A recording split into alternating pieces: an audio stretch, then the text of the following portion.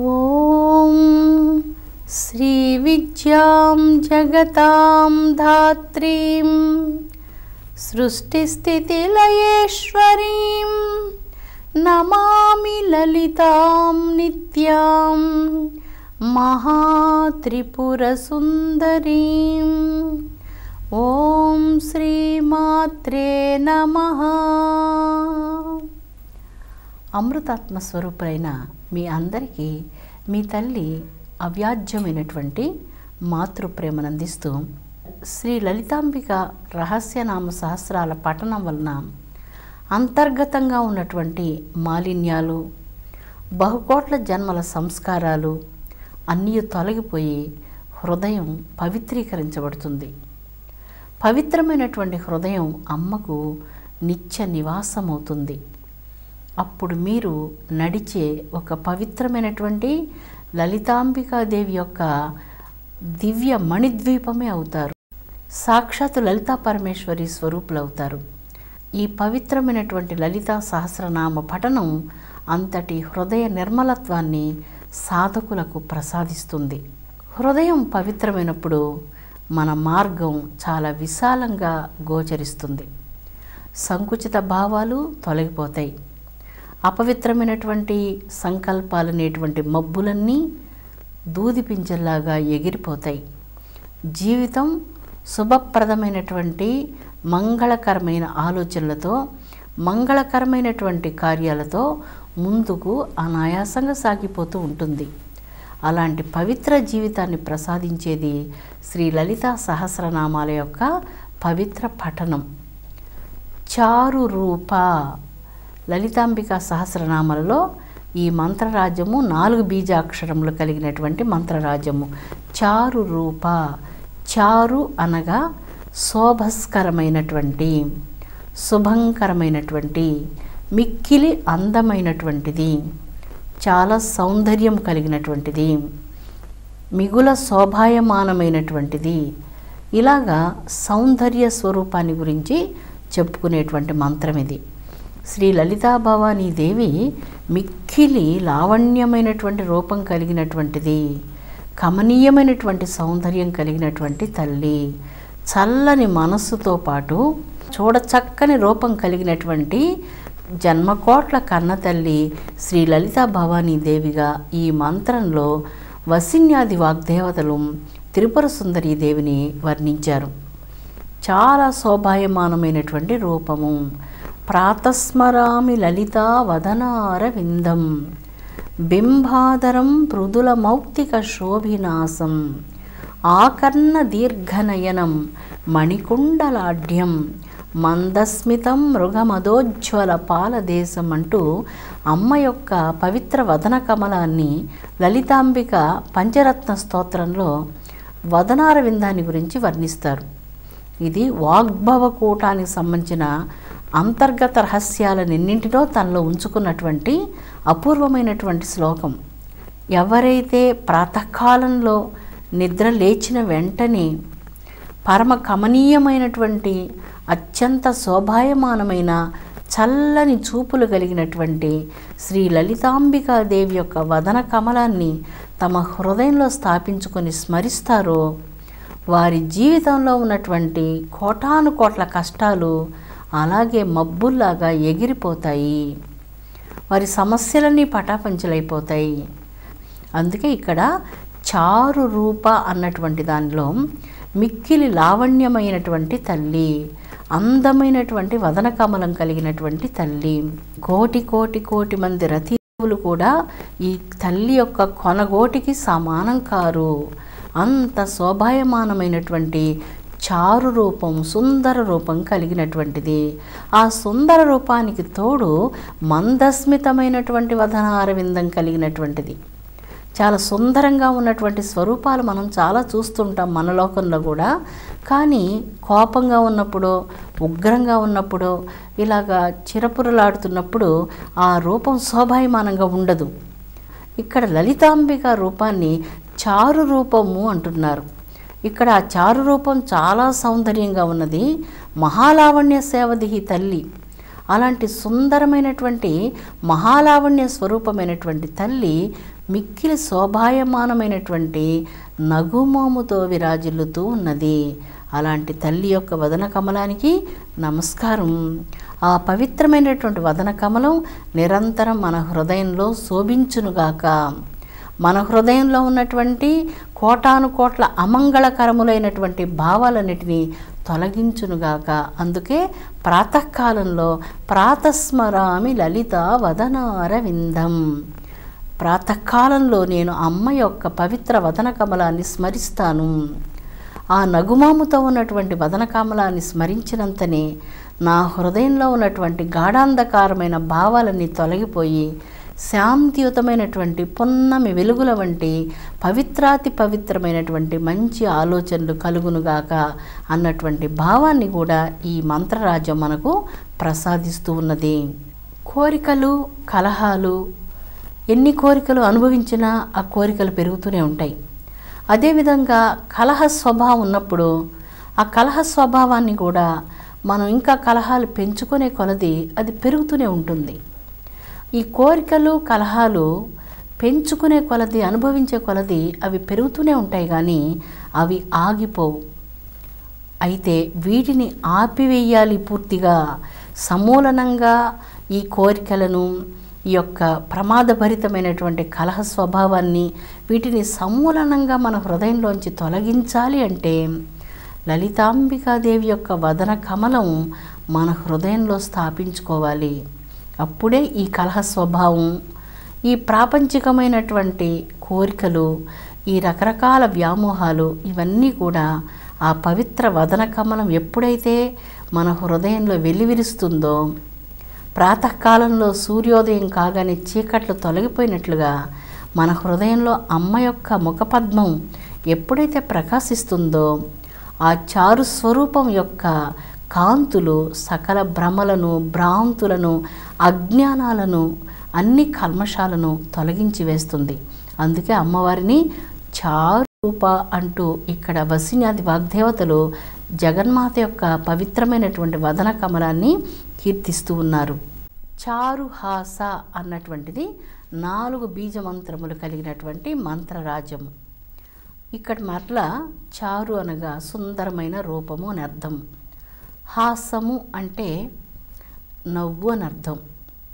చారుహాస అంటే నగుమోము కలిగినటువంటిది అని ఇక్కడ అర్థం.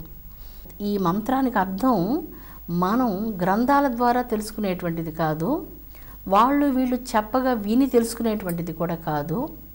స్వయంగా మీ గురువు ఆయన అనుగ్రహం వలన మీరు తెలుసుకోటువంటి మంత్రరాజ్యం అంటున్నారు. ఏమిటి విచిత్రము? చారుహాస అన్నటువంటి మంత్రానికి ఇలాగా గురుముఖంగా ఎలాగ తెలుసుకోవాలి అన్నటువంటి ప్రశ్న కలుగుతుంది. లలితాంబికాదేవి యొక్క పవిత్ర మంత్రరాజ్యము పంచదశాక్షరి మహామంత్రరాజ్యం. పంచదశాక్షరి మహామంత్రము శ్రీ లలితాంబికాదేవి యొక్క సూక్ష్మ శరీరం. ఈ మంత్రాన్ని మీరు జపిస్తున్నంత వరకు అమ్మ యొక్క సూక్ష్మ శరీరం మీ హృదయంలో విరాజిల్లుతూ ఉంటుంది. అమ్మ మీ యొక్క కంఠంలో విరాజిల్లుతూ ఉంటుంది. మీ నేత్ర కమలాలలో, మీ సహస్రార చక్రంలో, మీ శరీరంలో అణువణువులో అమ్మ యొక్క శక్తి ప్రకాశిస్తూ ఉంటుంది. ఈ పవిత్ర మంత్రరాజ్యాన్ని సద్గురువు ప్రసాదించినప్పుడు ఆ గురువు యొక్క రుణం ఎన్ని కోట్ల కోట్ల జన్మలెత్తినా తీర్చలేనటువంటిది రుణం. అందువలన రాజ్యాన్ని ఇవ్వండి, వాళ్ళకు సకల సంపదలు ఇచ్చేయండి, మీ సర్వస్వాన్ని ఇవ్వండి. నా దేయం పంచదశాక్షరి షోడశాక్షరి. ఎందుకంటే ఈ మంత్రాన్ని పొందేందుకు హృదయ పరిపక్వత కావాలి, సరైనటువంటి అధికారిగా ఉండాలి ఆ ఉపదేశం పొందేటువంటి శిష్యుడు అని ఇక్కడ అర్థం. గురువుగారు ఈ పవిత్ర మంత్రరాజ్యాన్ని భక్తులకు ప్రసాదించినప్పుడు ఈ మంత్రరాజ్యాన్ని భక్తుడు భక్తితో జపించి జపించి తపించి ఈ మంత్రాన్ని స్మరించి ధ్యానించి నిరంతరం తపస్సు చేసి ఈ మంత్రం యొక్క స్వరూపాన్ని తన హృదయ కమలంలో సాక్షాత్కరించుకుంటాడు. అప్పుడే చారుహాస అన్నటువంటి ఈ మంత్రానికి నిజమైనటువంటి అర్థాన్ని తాను స్వయంగా అనుభూతిని పొందగలడు. అందుకే ఈ మంత్రరాజ్యాన్ని గురువు ద్వారా మాత్రమే తెలుసుకోదగినటువంటిది అంటున్నారు. ఈ మంత్ర జపం వలన అంతరంగంలో కమలాలు సహజంగా వికసిస్తాయి. తల్లి యొక్క మహానుగ్రహానికి పాత్రులవుతారు. మంత్రాలన్నింటిలో ఏ నిజమైనటువంటి అర్థాలు ఉన్నాయో లలితాంబిక భక్తులు ఆ మంత్రాలను తమ హృదయాకాశంలో సాక్షాత్కరించుకొని ఆ నిజమైనటువంటి చారు రూపాన్ని, ఆ చారు హాసాన్ని అంతరంగంలో సాక్షాత్కారాన్ని పొందుతారు. వారు కూడా నిరంతరం చారువదనంతో చారుహాసంతోనే ఉంటారు. ఎప్పుడు ఒక్కసారి ఆ ఆనందాన్ని స్పర్శిస్తారో స్పృశించబడినటువంటి బ్రహ్మానంద స్వరూపమే పరబ్రహ్మమయ్యి ప్రాపంచికమైనటువంటి విషయ లంపటత్వం నుంచి విడివడి బ్రహ్మానంద స్వరూపమైనటువంటి పరబ్రహ్మమయ్య యొక్క దివ్యత్వాన్ని ఎప్పుడైతే స్పృశిస్తున్నారో అనగా స్పృశిస్తున్నారో ఈ యొక్క పవిత్రమైనటువంటి అనుభూతి వలన చారుహాస అన్నటువంటి మంత్ర అర్థం అంతరంగంలో ప్రత్యక్షంగా అనుభూతమవుతుంది. అందువల్ల దీన్ని గురువు ద్వారా మాత్రమే తెలుసుకోదగినటువంటి మంత్రరాజ్యము అంటూ జ్ఞానులందరూ తెలియజేస్తున్నారు. ఆపదలు వచ్చినప్పుడు వాటిని దాటాలి అంటే ఏం కావాలి? మంచి మనస్సు కావాలి. మంచి మనసు ఎందుకు? మంచి మనసు ఉన్నప్పుడే మంచి ఆలోచనలు వస్తాయి. మంచి మనసు లేనప్పుడు మంచి ఆలోచనలు మనకు రావు. మంచి మనస్సు కావాలి అంటే చారు రూపమైనటువంటి తల్లి మన హృదయంలో ఉండాలి. అమ్మ యొక్క చారు హాసాన్ని మనం స్మరించాలి. అమ్మ యొక్క పవిత్ర పాదాలను మనం ధ్యానించాలి. అప్పుడే మన మనసు కల్మషాల నుంచి విడివడి పవిత్రీకరించబడుతుంది. మనకు ఆపదలు వచ్చినప్పుడు నిరంతరం వెళ్ళి వీళ్ళను సలహాలు అడగలేం. ప్రతి ఒక్కరికి ఏదో ఒక సందర్భంలో ఆపదలు రాకుండా ఉండనే ఉండవు. ఇలాంటప్పుడు ప్రతి ఆపదను వెళ్ళి ఎవరో ఒకరికి చెప్పి కన్నీళ్లు పెట్టుకోవడం అనేటువంటిది సబబుగా ఉండదు కదా, ఎవరికైనా సబబుగా ఉండదు. అందుచేతనే ఇలాంటి పరిస్థితులలో పవిత్రమైనటువంటి అంతరంగం మంచి మనసు చేసే ఆలోచనలు, ఆ మంచి మనసు చేసే ఆలోచనల వలన జీవితంలో అన్ని రకాలైనటువంటి శుభ పరంపరలు మీరు పొందవచ్చు అంటుంది వేదం. అందుకే మానవాళికి మంచి మనసు ఉండాలి. ప్రతిరోజు మంచి రోజు కావాలి. ప్రతి పని మంచి పని కావాలి. మన ప్రతి ఉచ్ఛ్వాస నిశ్వాసం మంచిని గురించి ఆలోచించాలి, ఎదుటివారి మంచిని కోరాలి అంటూ తెలియజేస్తూ ఉన్నది. అలాంటి మంచి మనసు తల్లి యొక్క పాదస్మరణం వలన తప్ప మరి దేని వలన లభిస్తుందో మీరే బాగా ఆలోచించండి. గురు బోధ వలన పవిత్రమైనటువంటి పంచదశాక్షరి మహామంత్రాన్ని జపించాలి, ధ్యానించాలి. సద్గురు కృప వలన ఈ మంత్రార్థాన్ని ఎరిగి ఈ మంత్రసిద్ధిని పొంది చారుహాస అన్నటువంటి పరమానంద స్వరూపమైనటువంటి బ్రహ్మానంద మణిద్వీప నివాసిని అయినటువంటి తల్లిని లలితా భవానీ దేవిని 64,000 కోట్ల యోగిని జనాలు ఒక్కొక్క ఆవరణంలో శ్రీచక్రంలో కన్న తల్లి అయినటువంటి లలితా భవానీ దేవిని పూజిస్తూ ఉంటారు. బ్రహ్మాది దేవతలందరూ అమ్మవారిని పూజిస్తూ ఉంటారు. కోట్లాది మంది ఋషీశ్వరులందరి చేత పూజలు అందుకునేటువంటి తల్లి, పరమహంసలందరి హృదయాలలో వికసించేటువంటి పండు జాబిల్లి లలితా భవానీదేవి. యోగులు, యోగీశ్వర్లు, వేదవేత్తలు, శాస్త్రానుభవం కలిగినటువంటి పండితులు అంకులలో నినదిల్లేటువంటి తల్లి, యోగీశ్వర్ల హృదయాలలో వెలిగే జాబిల్లి, పరమభక్తుల హృదయంలో వికసించేటువంటి పండు వెన్నెల వంటి ఆ తల్లిని ఎవరైతే స్మరిస్తారో వారికి తల్లి చారుహాస స్వరూపంతో పరమానందాన్ని ప్రసాదిస్తూ వారి హృదయ కమలంలో పాల సముద్రంలో పండు జాబిల్లి ఉద్భవించినట్లుగా ఉద్భవిస్తుంది, కరుణిస్తుంది. చారు చంద్ర కళాధర 8 బీజ మంత్రాలు కలిగినటువంటిది ఈ మంత్రరాజ్యము. చారు చంద్ర కళాధర తల్లి చారు చంద్ర కళాధర, చారుమతి, చారు రూపిణి, చారుహాసిని, ఇలాగా ఈ చారు అన్నటువంటిది చాలా సుందరమైన, శోభాయమానమైన, సౌందర్యభరితమైన, లావణ్య స్వరూపమైన, అందమైన, చూడ చక్కని రూపం కలిగిన అన్నటువంటి అర్థాలు వచ్చేటువంటి ఈ కన్నతల్లి చారు చంద్రకళాధర, అమ్మవారి యొక్క దివ్యమైనటువంటి పద్మరాగ మణుల కిరీటంలో ఒక సుందరమైనటువంటి చంద్రకళ శోభిస్తూ ఉంటుంది. లలితాంబికా దేవి అన్నప్పుడు అమ్మవారి హస్తాలలో పంచబాణాలు, ఈ పంచబాణాలు 5 బీజమంత్రాలు, ఇవి పుష్పాల రూపంగా గోచరిస్తున్నప్పటికీ ఐం శ్రీం ఐం క్లీం సౌహు ఇవి ఈ బీజమంత్రాలు. ఈ బీజమంత్రాలని అమ్మవారు 5 కమల పుష్పాలుగా తన చేతిలో ధరించి ఉన్నది. ఇక్షు కోదండం, ఓంకారం ఆ కోదండ స్వరూపం. అమ్మవారు తన పద్మరాగ మణి కిరీటంలో చారు చంద్ర కళను ధరించి ఉన్నది. చాలా సుందరమైనటువంటిది ఈ చంద్రకళ. చారు చంద్ర కళాధర. మనం ప్రతి పౌర్ణమి అప్పుడు పౌర్ణమి నాటి పున్నమ చంద్రుడిని మనం చూస్తాం.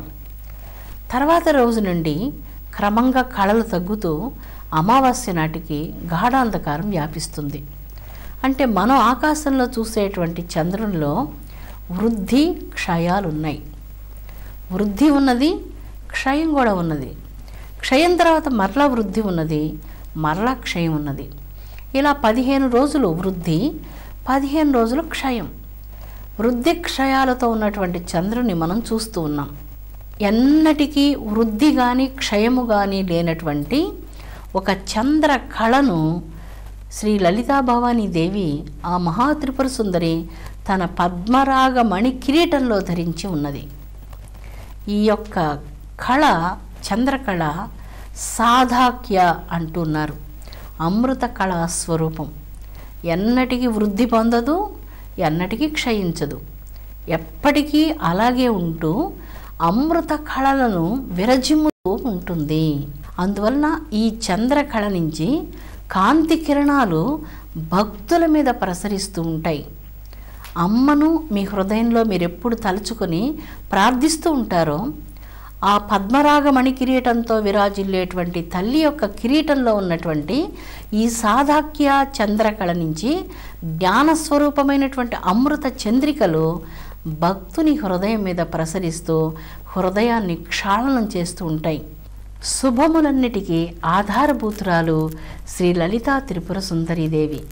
శుభాలు కావాలి అంటే జన్మకోట్లకు కన్న తల్లి అయినటువంటి తల్లిని విడిచి ఎక్కడికో వెళ్ళడం అర్థం లేనటువంటి పని అవుతుంది. జీవితంలో మంగళాలు కావాలన్నా, సకల విషయాలందు విజయాలు సాధించాలి అన్నా జగన్మాతృమూర్తి అయినటువంటి లలితాదేవిని సేవించండి. పెనుసిల క్షేత్రంలో శ్రీ లలితాదేవి యొక్క శక్తిపీఠం అపూర్వమైనటువంటిది. ఈ పీఠంలో అమ్మ యొక్క సుందర రూపం లోకమోహనమైనటువంటిది. ఆ స్వరూపాన్ని దర్శించేందుకు 1000 కోట్ల కన్నులు కూడా సరిపోవు. అంత పవిత్రమైనటువంటి తల్లి దర్శనం చేత పునీతులమైపోతాం.